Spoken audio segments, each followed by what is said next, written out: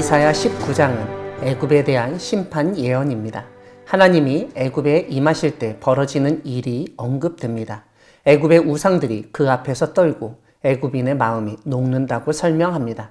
그런데 하나님의 임재, 심판은 단순히 애굽의 신들, 우상들만을 없애는 것으로 끝나지 않습니다. 그 헛된 신, 우상을 섬기고 있는 사람에 대한 심판도 포함됩니다. 즉, 하나님은 애굽을 심판하실 때 그들의 우상으로부터 시작하여 그 우상을 섬기는 사람들에 이르기까지 한꺼번에 신속하게 처리하시는 것을 알 수 있습니다. 3절을 보면 하나님은 애굽인의 정신이 쇠약해질 것이라고 말씀하십니다. 정신이 쇠약해진 사람의 특징이 3절 뒷부분에서 언급됩니다. 미신에 빠지는 것입니다. 우상과 마술사와 신접한 자와 요술객에게 가서 어떻게 해야 하겠냐고 묻는 모습을 보여줍니다. 이런 상황에서 힘을 가진 사람이 애굽에 등장해서 애굽을 다스리게 되는데 4절은 그 사람이 잔인한 주인, 포악한 왕이라고 설명합니다. 그런데 이런 정치적 변동만 있는 것이 아닙니다.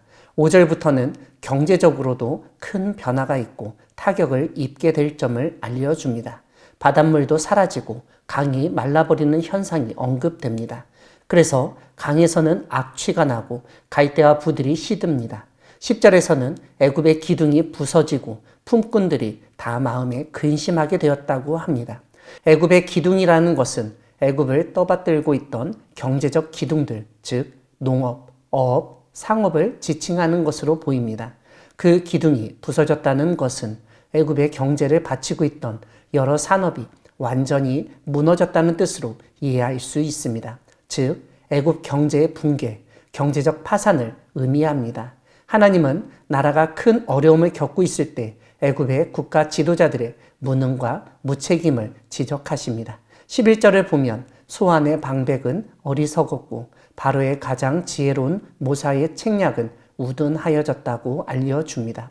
13절에서 하나님은 예전에 지혜가 있다고 하여서 높은 위치를 차지한 애굽의 고위 공직자들, 왕족이나 귀족, 지혜로운 모사라는 사람들이 오히려 애굽을 잘못된 길로 인도하였다고 질책하십니다. 그런데 이렇게 그들이 어리석고 우둔하고 미혹된 이유는 다름 아니라 하나님이 그들 가운데 어지러운 마음을 섞으셨기 때문이었다고 알려줍니다. 사회의 위기는 영적 위기로 나타납니다.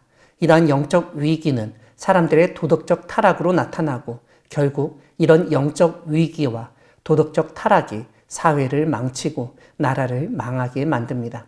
이런 점에서 사회 경제적, 영적 위기는 망국의 지름길입니다. 애굽이 망할 수밖에 없는 이유는 무엇보다 우상 숭배 때문입니다. 하나님은 그런 우상 숭배를 심판하시기 위해 애굽을 심판하셨습니다. 애굽의 심판을 반면 교사 삼아서 위기의 순간에 우상을 버리고 하나님의 정하신 뜻을 바로 알고 분별하며 하나님만을 온전히 섬기는 우리 모두가 되기를 소망합니다.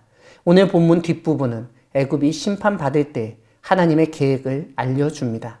우리가 주목해야 할 부분은 애굽 땅에서 가나안 방언을 말하며 만군의 여호와를 가리켜 맹세하는 5 성읍이 있을 것이라는 말씀입니다.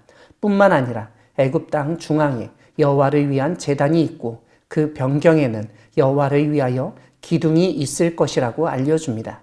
마지막으로 애굽에서 아수르로 통하는 대로가 있어 아수르 사람은 애굽으로 가겠고 애굽 사람은 아수르로 갈 것이며 애굽 사람이 아수르 사람과 함께 경배할 것이라고 언급합니다.